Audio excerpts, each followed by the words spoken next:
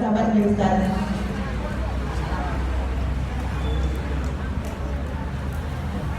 Oh baiklah, judulnya diganti ternyata ya. Ya, baiklah. Tapi kan kelihatan Ustaz ya, karena di luar. Ada orang-orang sudah pada bisa baca, ini kayaknya lagi ala-ala transparan gitu ya Ustaz ya. Baiklah, silakan Ustaz, waktu dan tempat kami persilakan.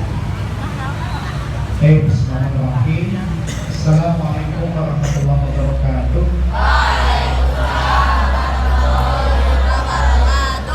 Alhamdulillahi ala ihsani wa syukuruhu ala taufiqi wa amtinani. Asyhadu an la ilaha illallah wahdahu la syarika lah ta'ziman li sya'ni. Wa asyhadu anna nabiyyana Muhammadan abduhu wa rasuluhu adda ila ridwani.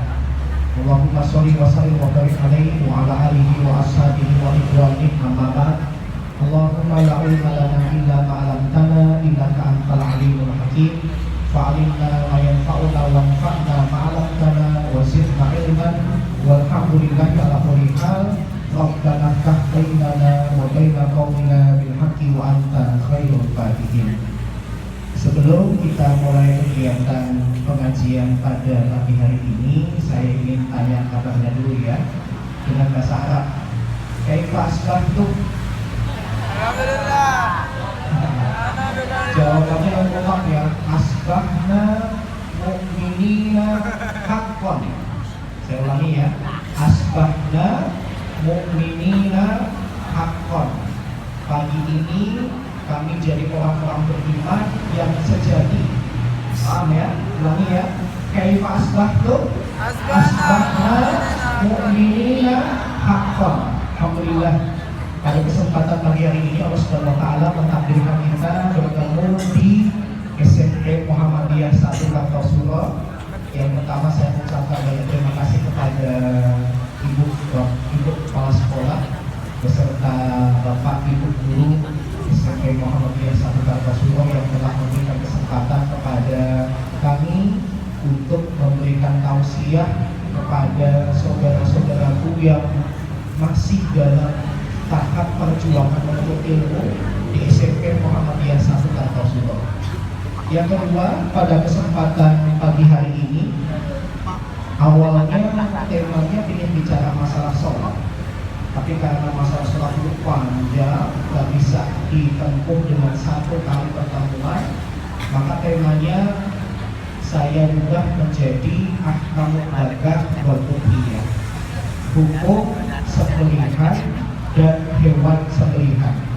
Mumpung beberapa hari lagi kita akan masuk ke hari raya Idul Adha. Hari raya menjadi hari apa? Ahad ya, kalau nggak berubah, insya Allah hari Ahad. Besok kita ngapain? Hari Sabtunya kita ngapain? Puasa. Puasa apa? Pahalanya apa? Menghapuskan dosa di tahun kemarin dan tahun yang akan datang. Kalau sudah dihapuskan, berarti tahun depan kita bikin dosa gitu. Enggak ya. Karena tanda orang yang dosanya diampuni oleh Allah itu justru dia semakin takut untuk berbuat dosa. Tapi kalau dia kemudian semakin berani berbuat dosa, itu tanda orang yang taubatnya tidak diterima oleh Allah Subhanahu wa taala. Oke. Hari ini kita akan bahas tentang udhiyah. Apa? Udhiyah. Istilah yang digunakan di dalam Islam berkaitan dengan ibadah penyembelihan binatang itu adalah udhiyah, bukan kurban. Kenapa? Karena istilah kurban itu maknanya terlalu luas. Tadi adik-adik jam 7 sampai sekitar setengah 8 aktivitas yang dilakukan apa? Sholat duha. Kalau sholat duha kita tadi kita lakukan semakin mendekatkan diri kita kepada Allah, maka secara bahasa sholat duha juga disebut dengan kurban. Tapi sholat duha tadi apa? Rojaah. Surat di dalam juz amma. Tadi surat apa? Surat At-Takwir. Surat At-Takwir terdiri atas berapa ayat? Ya. Kalau bacaan surat At-Takwir tadi semakin membuat kita semakin dekat kepada Allah, maka di dalam bahasa Arab juga disebut dengan kurban. Nah, jadi makna kurban terlalu luas. Yang lebih spesifik itu apa? Udhiyah. Nanti kalau ada. Nah, oleh karena itu hari ini kita akan memahami sedikit demi sedikit apa sih yang dimaksud dengan udhiyah. Yang pertama, kalau kita bicara istilah-istilah di dalam Islam, selalu ada dua pengertian. Yang pertama pengertian etimologi, yang kedua pengertian terminologi. Yang pertama apa adik? Etimologi. Apa itu etimologi? Bahasa. Yang kedua terminologi. Apa itu terminologi? Pengertian ketika Islam sudah datang. Kita setiap hari pakai istilah-istilah Islam pasti tidak pernah lepas dari dua makna, etimologi, terminologi. Yang pertama, saya mau tanya, syahadat, pengertian bahasanya apa? Siapa yang tahu pengertian syahadat secara bahasa? Kesaksian. Ketika Islam datang, pengertian syahadat jadi apa? Mengucapkan kalimat asyhadu an la ilaha illallah wa asyhadu anna muhammadan rasulullah. Paham ya? Ada pengertian bahasa, ada pengertian ketika Islam sudah datang. Yang kedua istilah sholat. Sholat itu secara bahasa artinya apa? Secara bahasa doa. Tetapi ketika Islam datang, pengertian sholat menjadi kumpulan perkataan dan perbuatan yang diawali dengan takbir, diakhiri dengan salam, disertai dengan niat. Yang ketiga, istilah saum atau siam. Secara bahasa artinya menahan. Tetapi ketika Islam datang, pengertiannya jadi apa? Menahan diri dari makan, minum, apalagi hubungan badan suami istri. Berarti yang boleh melakukan hubungan badan cuma suami dan istri. Tidak cukup dengan panggilan papa, mama, ini, sayang, beb, dan sebagainya. Paham ya? Panggil papa, mama kalau belum akad nikah nggak boleh. Panggil ini, sayang, beb, dan sebagainya nggak boleh. Ya. Mulai kapan kita tahan itu? Dari terbitnya fajar sampai terbenamnya matahari. Saudara-saudara kita sebagian berada di Mekah. Ngapain? Haji. Haji itu secara bahasa apa? Mengunjungi, ziarah. Ketika Islam datang, pengertiannya berubah menjadi mengunjungi Mekah untuk melaksanakan ibadah-ibadah tertentu. Seperti apa? Tawaf, apalagi sa'i, wukuf, apalagi mabit dan sebagainya. Nah, di dalam Islam, istilah udhiyah itu juga ada dua pengertian. Pengertian bahasanya apa sih? Kambing yang disembelih di waktu duha. Jadi orang Arab itu kalau punya kebiasaan membeli kambing di waktu duha seperti ini, maka kambing itu disebut oleh orang Arab dengan istilah udhiyah. Apa? Udhiyah. Tetapi ketika Islam datang, pengertiannya lebih luas. Udhiyah itu adalah segala yang disembelih dari binatang-binatang ternak al-an'am pada hari-hari penyembelihan disebabkan Idul Adha, tujuannya semakin dekat kepada Allah dengan niat dan cara tertentu. Oke, yang pertama, pengertian dari udhiyah itu adalah mayub bakumin bahimatil an'am. Saya guru agama juga, dosen agama juga. Jadi saya sering bawa alat peraga. Jangan ketawain ya. Saya bukannya memperlakukan adik-adik kayak anak TK. Ya. Tahu ini apa? Yang ini apa ini? Kambing. Bahasa Arabnya? Oh. Kambing. Terus kambing. Betul. Kambing bahasa Arabnya apa? Gonam. Kalau domba bahasa Arabnya apa? Biri-biri. Syatur. Gonamun atau Betul. Kalau sapi, Go. Go. terus kalau onta, Unta. bahasa Arabnya apa onta? Jamaludin. Afala yang juruna ilal ibili kaifa khuliqat ibil. Ya, bisa juga disebut dengan jamal. Ibil itu artinya onta, jamal itu juga onta. Cuma teman kalian yang namanya jamal itu nama panjang. Jamal yang artinya tampan. Iya. Bukan onta. Yang pertama definisi dari upiah itu adalah segala yang disembelih dari binatang-binatang al-an'am. Istilah menyembelih, minta tolong mas, berdiri, jadi asisten. Berdiri, gak apa-apa, cuma berdiri saja, tangannya gini, harus sama. Pegangin dulu, berdiri. Oke,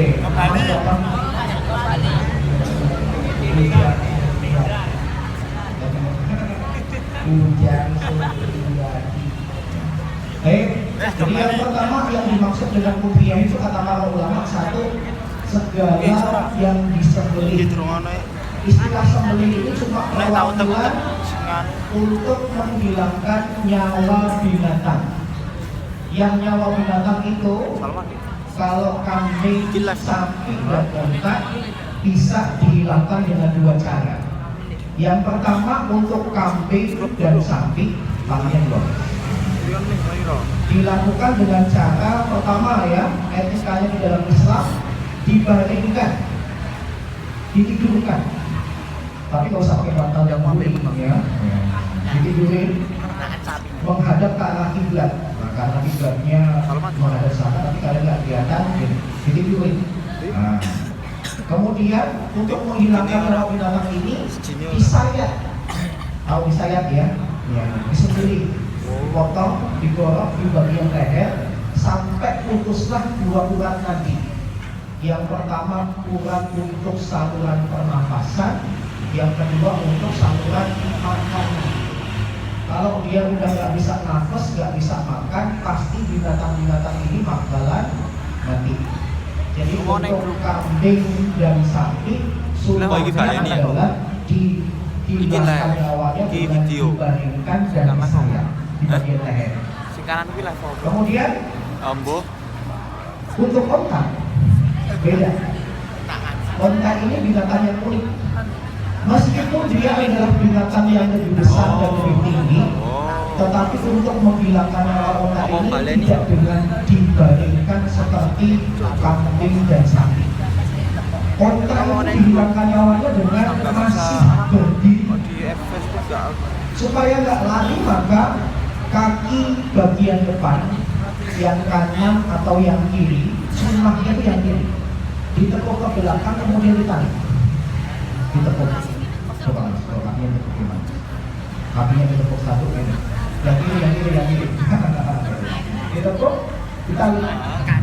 Kalau nanti onta berdiri dengan 3 kaki, dia akan susah untuk berjalan dan berlari. Maupun nanti dia susah berjalan dan berlari, maka ditusuk. Dia tidak disayat, ditusuk di bagian leher paling bawah. Paham ya? Kalau kambing dan sapi ditidurkan, disayat di bagian leher, tapi kalau onta diberdirikan, kaki sebelah kiri ditekuk, diikat dan ditusuk di bagian leher paling bawah. Paham ya? Alhamdulillah saya pernah mengalami menghilangkan nyawa kambing, sapi dan onta. Kambing dan sapi seringnya di Indonesia, tetapi ketika onta, ketika saya dulu kuliah, saya dulu pernah mendatangi satu peternakan onta yang sedang dapat pesanan 16 ekor onta untuk pesta makan-makan. Maka kemudian sang jaga menawarkan kepada saya, "Mami yang mau lucu aja, siapa di antara kalian yang ingin membeli?" Saya kemudian saya kemudian diberikan kesempatan. Pertama, deg-degan juga. Pengalaman pertama untuk menghilangkan nyawa onta, apalagi onta kan boleh gede. Apalagi ketika ditutup matanya ngeliatin saya ini. Nah, maka kemudian tekniknya kalau onta itu ngeliatin mata kita, ya kemungkinan akan menyerang kita. Caranya kemudian talinya digoyang, penglihatannya kemudian ke arah lain, kemudian ditusuk di bagian leher awal. Ditusuk langsung dikeluarkan, nanti sekitar 1 menit 2 menit kehabisan darah, nanti onta akan terjatuh, terhuyung dan akhirnya mati. Paham ya? Yang kedua, kata kunci dari udhiyah itu adalah yang disembelih gak main-main. Al-an'am. Apa itu al-an'am? Tidak cukup dengan istilah binatang ternak, tetapi binatang al-an'am di dalam Islam dibatasi kepada 3 binatang ini. Yang pertama apa? Kambing atau domba. Yang kedua sapi. Yang ketiga onta. Inilah definisi al-an'am. Kalau ada daerah kok kemudian nyembelihnya tidak 3 binatang ini, kemungkinan nyari 3 binatang ini susah. Paham ya? Misalnya daerah Kudus, nyembelihnya apa? Kerbau. Boleh nggak? Boleh, karena kerbau itu konon punya kekerabatan dengan si sapi. Ya, sapi ini mungkin Pak D-nya kerbau kali ya. Kemudian di daerah Kutub yang disembelih apa? Bison. Tahu bison ya? Bukan yang nama bison gitu ya. Tapi bison, binatang percampuran antara sapi dan banteng, tapi lebih cenderung ke bantengnya. Bulunya tebal, tinggal di daerah kutub. Nah, itu boleh disembelih menurut ulama Amerika dan Kanada. Jadi binatang-binatang al-an'am umumnya tadi apa? 3 saja. Kambing atau domba, sapi, onta. Kemudian kapan kita nyembelihnya? Pada hari-hari penyembelihan. Berarti hari penyembelihan tidak hanya 1. Kapan? Tanggal 10, 11, 12, 13. Sebelumnya kita sebut dengan hari apa? Idul Adha. 11, 12, 13 sebutannya hari Tasyrik. Jadi 4 hari itu kita boleh nyembelih binatang-binatang ini. Tujuannya apa? Semakin mendekatkan diri kepada Allah. Emangnya ada orang yang boleh tetapi tidak semakin dekat kepada Allah? Ada. Misalnya beberapa kampung itu sampai menjelang zuhur sembelihannya belum selesai. Maka kemudian bukannya berhenti dulu sholat zuhur, tetapi sembelihannya dilanjutkan, sholat zuhurnya yang kemudian dikorbankan. Kalau kayak gini berarti semakin dekat apa semakin jauh kepada Allah? Semakin jauh. Harusnya berhenti dulu, istirahat dulu, dilanjutin habis dulu. Dan harus ada niat. Apa maknanya niat? Niat itu adalah keinginan untuk menyembelih si binatang ini dari sebelum tanggal 1 Dzulhijjah. Misalnya kalian punya kambing, nggak ada niat untuk disembelih, kemudian pas Idul Adha kambing kalian ditabrak mobil, belum mati sekarang. Kemudian kalian bawa ke masjid, mumpung orang-orang di masjid lagi nyembelih untuk Idul Adha.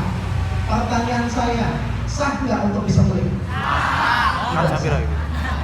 Kenapa? Karena tidak diniatkan dari awal untuk Alah tuh pelik, paham ya? Nah, yang dimaksud dengan niat itu adalah niat ini dihadirkan sebelum tanggal 1 Dzulhijjah, tidak boleh datang selanjutnya. Dan harus ada syarat-syarat tertentu. Kata para ulama nanti syaratnya 3. Syarat penyembelih, syarat sembelihan, syarat alat sembelihan. Sekarang saya mau cerita dulu tentang alat sembelihan. Alat sembelihan yang tidak boleh dipakai di dalam Islam itu satu, yang terbuat dari binatang. Orang Arab itu punya kebiasaan kalau makan daging binatang yang dimakan cuma dagingnya, delok kemampuan itu. nggak pakai jeroannya, nggak pakai kepalanya, buntutnya, kakinya dan sebagainya. Saya tinggal di Solo tahun 2000. Tahun 2012 saya pertama kali tahu di Solo itu ada masakan namanya tengkleng.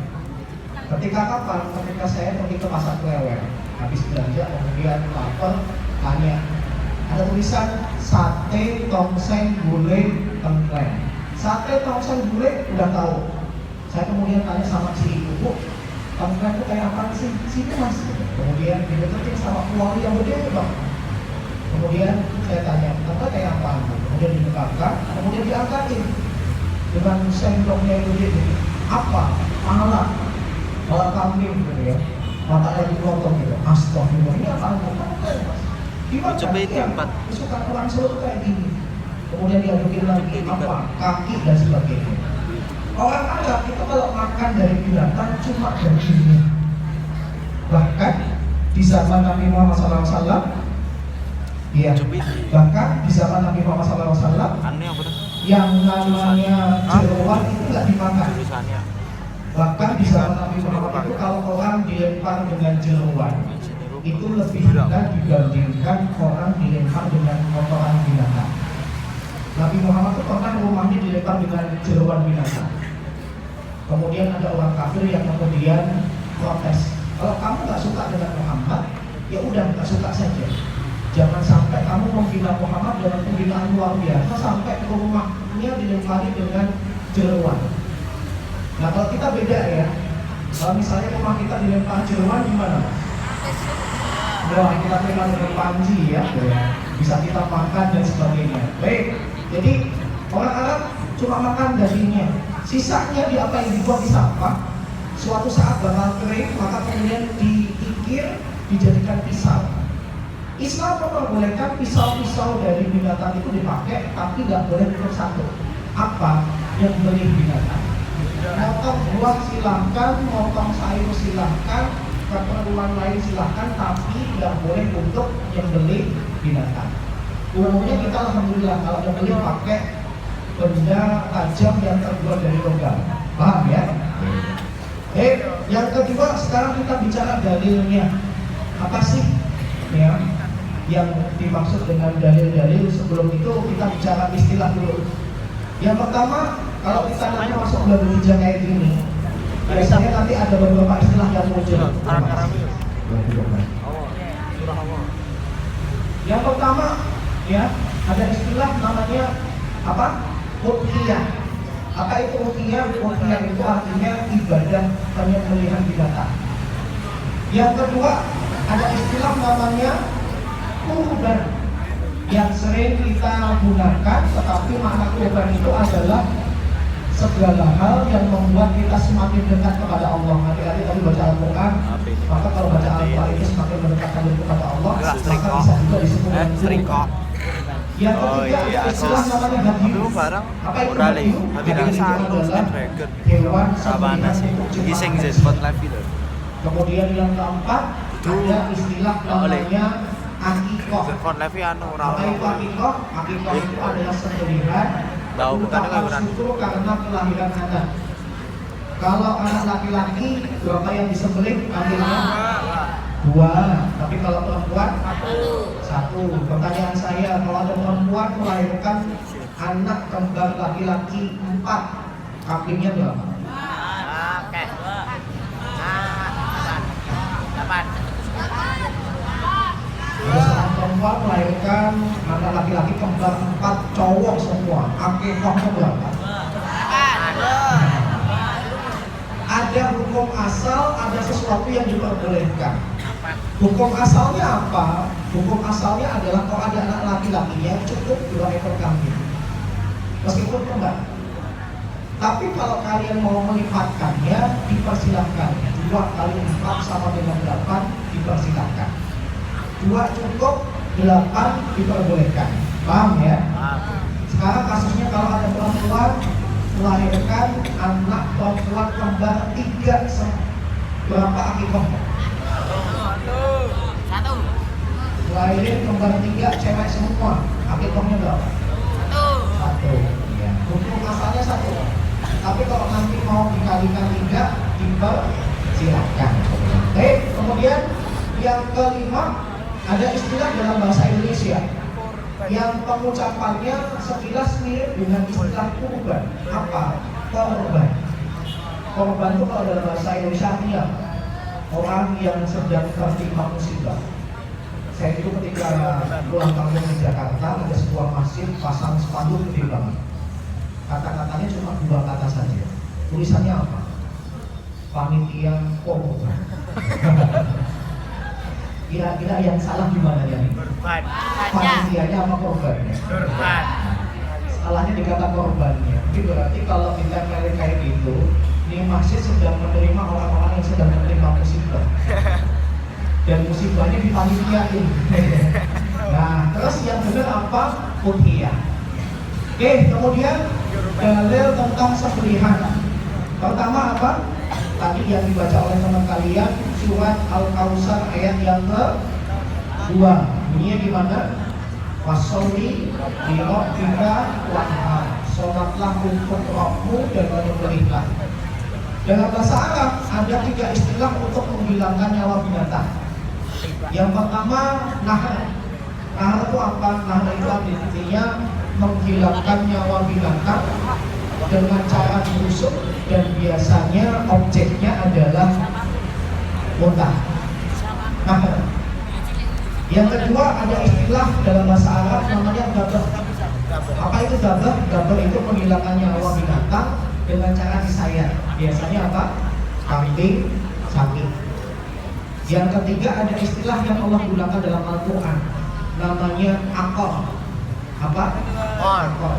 Akor itu apa sih? Kalau dalam bahasa kita, membacok, menghilangkan nyawa binatang, bukan untuk diambil dagingnya, tetapi semata-mata untuk dibunuh saja. Iya, bahasa Jawanya apa? Dibacok ya. Dibacok atau apa? Istilah lainnya yang selain dibacok apa? Dibantai. Ya. Nah, itu namanya apa?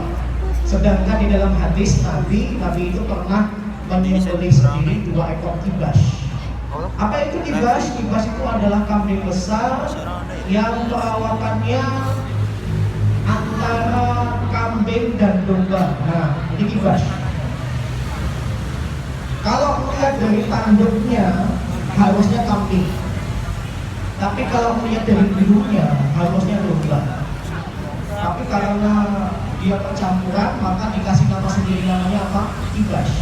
Kibas itu besar, harganya mahal, sekitar 13 sampai 17 juta. Ya. Baik. Nah, selanjutnya tentang masalah hukum. Apa hukum menyembelih udhiyah di dalam Islam? Para ulama mengatakan ada 4 istilah. Yang pertama, menyembelih udhiyah itu menurut jumhur ulama adalah sunnah muakkadah. Kok bisa? Karena Nabi SAW pernah bersabda, "Idza dakhalatil asyhur wa arada ahadukum an yudhiyya fala yamassa min sya'rihi wa basyarihi syai'an." Apabila telah masuk 10 hari bulan Dzulhijjah yang pertama ini, maka dan salah seorang di antara kalian ingin menyembelih, berarti Nabi seakan ngasih pilihan. Yang mau menyembelih silahkan, yang enggak juga silahkan. Maka kalau kalian ingin menyembelih, jangan cukur rambut, jangan potong kuku. Siapanya?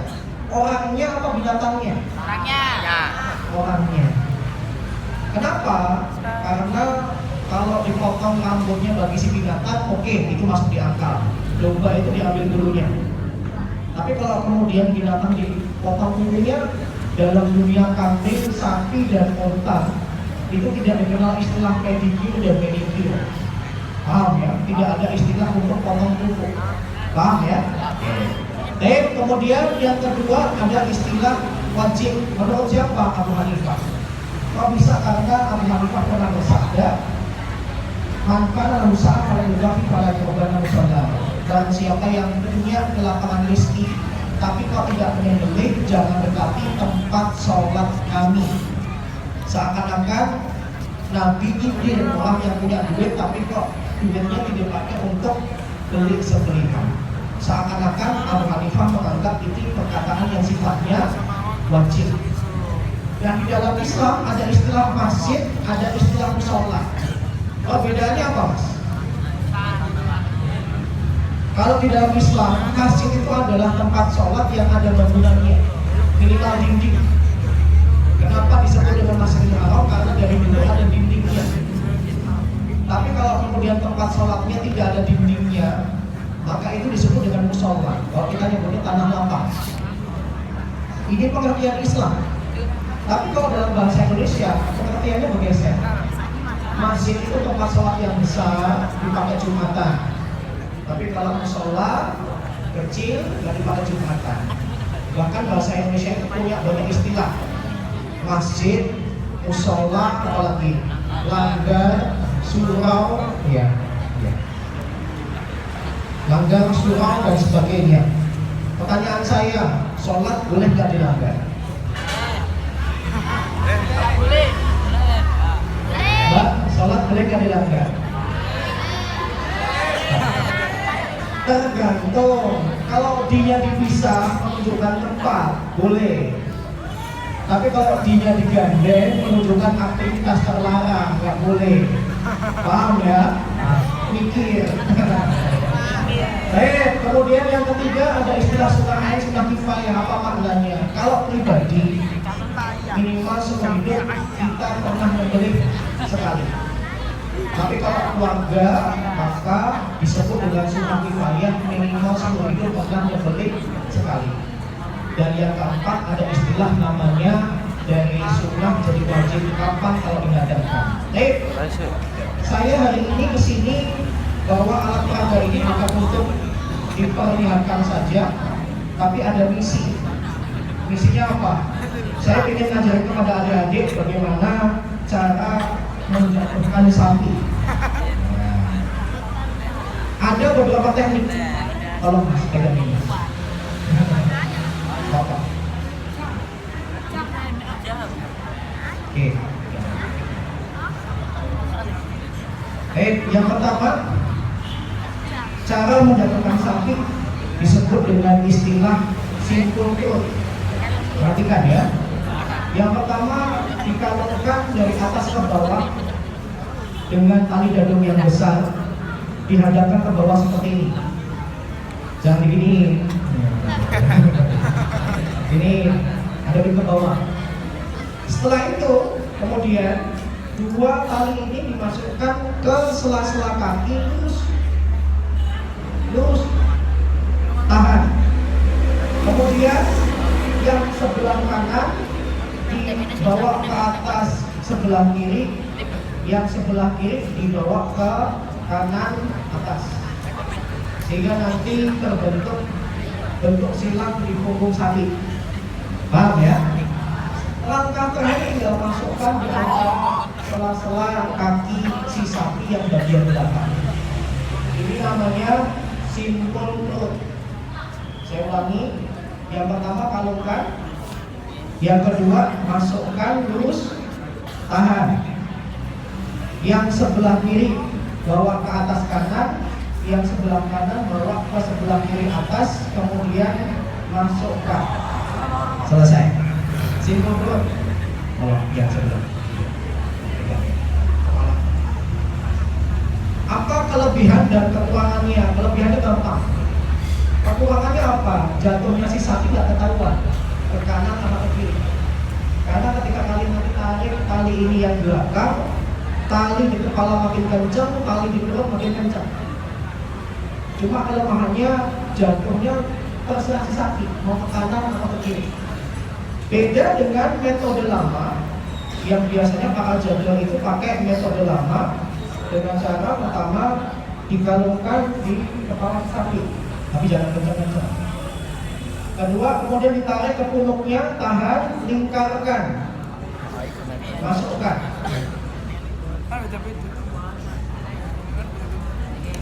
Keluarkan, tahan lagi, lingkarkan, masukkan.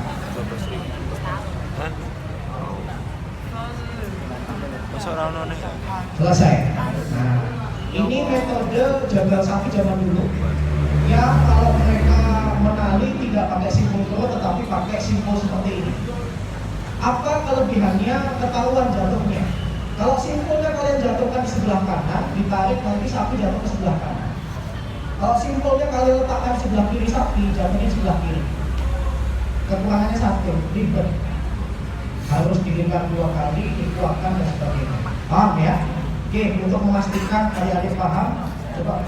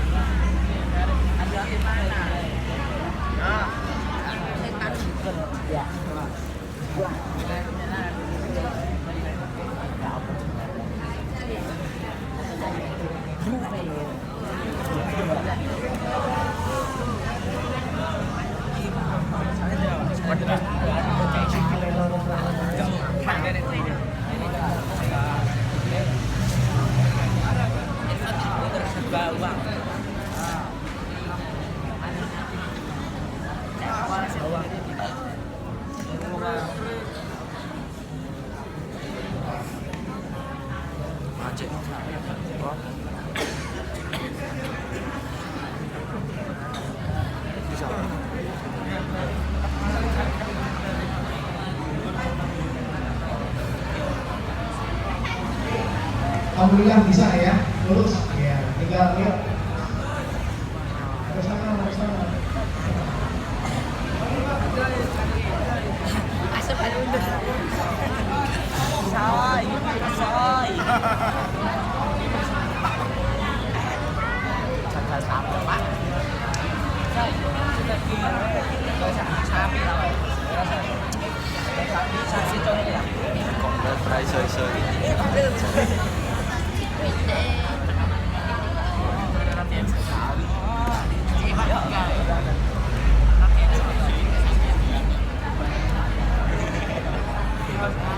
So, Alhamdulillah dari Pak tadi garisan gue bisa. Terima kasih Mas ya. apa? Gue tadi garisan gue aneh gini kita aja. Begitu adik-adik ya, karena waktu kita yang terbatas, moga-moga apa yang saya sampaikan bermanfaat. Ada yang mau tanyain kan tentang simpul? Paham ya? Moga-moga kalian di masa depan akan menjadi calon pemimpin dan jaga yang profesional, yang sesuai dengan apa yang diajarkan oleh Nabi dan seperti yang akan kita bagikan di bulan Dzulhijjah, Idul Adha dan sebagainya. Kita mohon maaf. Wassalamualaikum warahmatullahi